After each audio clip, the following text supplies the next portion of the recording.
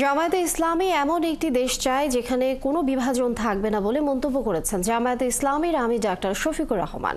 শুক্রবার নবাব সিরাজউদ্দৌলা সরকারি কলেজ মাঠে নাটোর জেলা জামায়াতের কর্মী সম্মেলনে প্রধান অতিথির বক্তব্যে তিনি এসব কথা বলেন।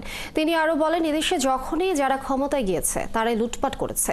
দেশে এক জমিদার গেছে, আরেক জমিদার এসেছে। বিদেশি বন্ধু চাই, প্রভু নয়। মন্তব্য করে তিনি বলেন, আমরা পিণ্ডির হাত থেকে মুক্ত হয়েছি, অন্য কারো হাতে যাওয়ার জন্য নয়। সম্মেলনে সভাপতিত্ব করেন জেলা জামায়াতের আমির অধ্যাপক ডক্টর মীর নুরুল ইসলাম।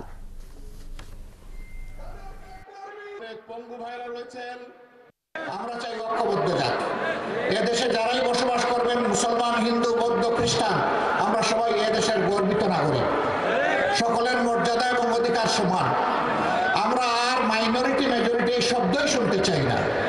এখন বিভিন্ন ধর্মীয় সম্প্রদায়ের লোকেরাও বলেছেন এই কথাগুলো বলে বলেই আমাদেরকে শোষণ করা